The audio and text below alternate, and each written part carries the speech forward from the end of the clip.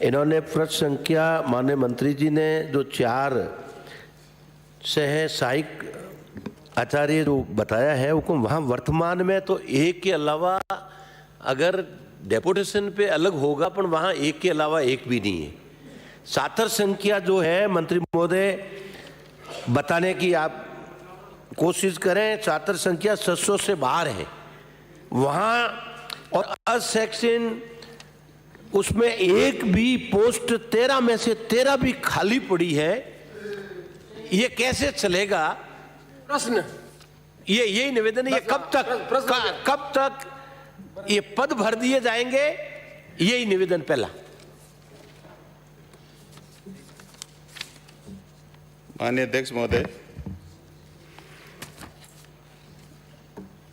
जैसा कि मैंने मूल प्रश्न के जवाब में भी माननीय सदस्यों को अवगत करवाया है, मैं कहना चाहूँगा कि अभी उच्च शिक्षा विभाग में कॉलेज एजुकेशन में 50% के लगभग पद रिक्त हैं और इन रिक्त पदों की वजह से शैक्षणिक व्यवस्था जो प्रभावित नहीं हो उसके लिए हमने रेस एक कार्यक्रम शुरू किया है। उसके तहत हमारे ज़िले के दूसरे कॉलेजेज जहां शिक्षक पर्याप्त है वहां से शिक्षकों को कुछ समय के लिए जहां रिक्त पद हैं उन कॉलेजेज में लगाया जाता है और जो विद्यार्थियों का जो कोर्स है वो हमने पूरा किया है। दूसरा मैं कहना चाहूँगा कि हमने 918 पदों का मैंने अभी निवेदन किया। अप्रैल में आरपीएससी के द्वारा 900 पदों पर भर्ती की प्रक्रियाधीन है। विद्या संबलन योजना की माननीय मुख्यमंत्री महोदय ने घोषणा की है। इसके तहत राजस्थान के तमाम गवर्नमेंट कॉलेजेस में जहां शिक्षकों के कॉलेजेस में रिक्त पद हैं उन पदों पर जो विद्यार्थी हैं, जो युवा हैं, जो कॉलेज शिक्षक की योग्यता रखते हैं तो उनको गेस्ट फैकल्टी पर 1 अप्रैल के बाद में पढ़ाने के लिए हमने प्रावधान किया है और उसके लिए बाकायदा बजट भी माननीय मुख्यमंत्री महोदय ने स्वीकृत किया है। तो अप्रैल के बाद में ये प्रक्रिया प्रारंभ कर दी जाएगी। माननीय अध्यक्ष महोदय, एक तो अशैक्षणिक संस्थान में 13 पद खाली है, कितना भर लेंगे? एक निवेदन कर रहा था, कॉलेज का कार्य चल रहा था, 9 महीने से उसकी भवन का काम बंद पड़ा है, उसको कब तक चालू करवा लेंगे? अध्यक्ष महोदय, सिवाना का जो राजकीय महाविद्यालय है ये 2015 में स्वीकृत किया गया और तभी से 13 के 13 पद शैक्षणिक लगातार खाली है। शैक्षणिक पदों पर भी पीटीआई, लाइब्रेरी आदि पदों में रिक्तता की वजह से ये पद रिक्त हैं। दूसरा 3 करोड़ रुपए 2015 में स्वीकृत किए गए थे, उसकी बिल्डिंग सिवाना में पूरी तरह से तैयार हो चुकी है और 3 करोड़ का जो सेकंड फेज का काम है उसकी भी स्वीकृति विभाग के द्वारा दे दी गई है और ये प्रक्रियाधीन है। जल्दी से जल्दी इस कार्य को भी, जो अधूरा भवन का निर्माण कार्य है, उसको पूरा करवा दिया जाएगा।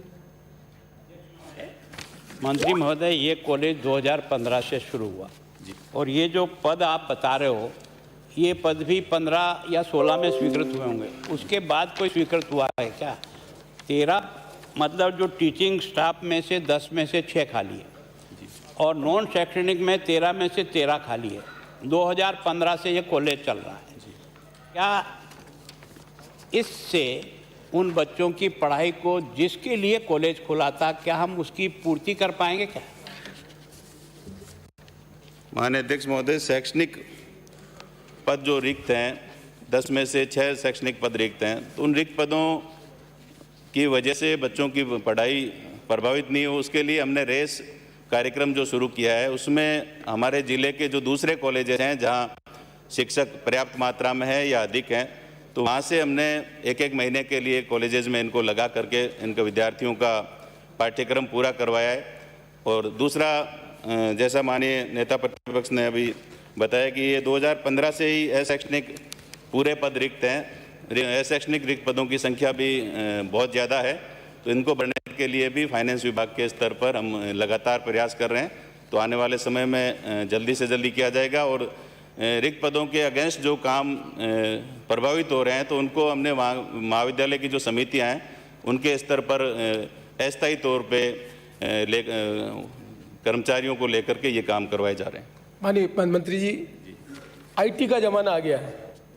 आईटी ज़माने के बाद यदि फैकल्टी नहीं है, वैकेंसी है, तब भी एक कॉलेज में पूरी फैकल्टी से वेबिनार के माध्यम से हम टीचिंग करा सकते हैं।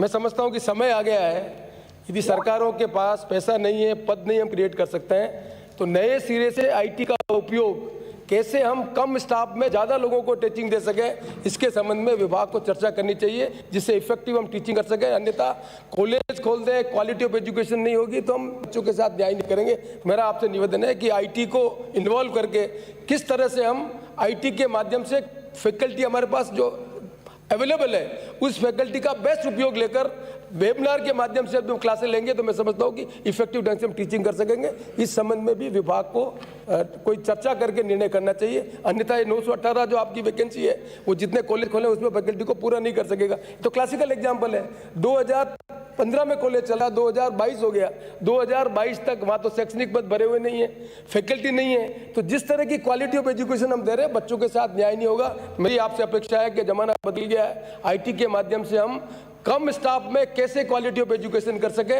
इस संबंध में विभाग को आईटी के एक्सपर्ट के साथ उपयोग कर इसका निर्णय करना चाहिए, जिससे हम क्वालिटी ऑफ एजुकेशन कर सकें। अगला प्रश्न श्रीमती संतोष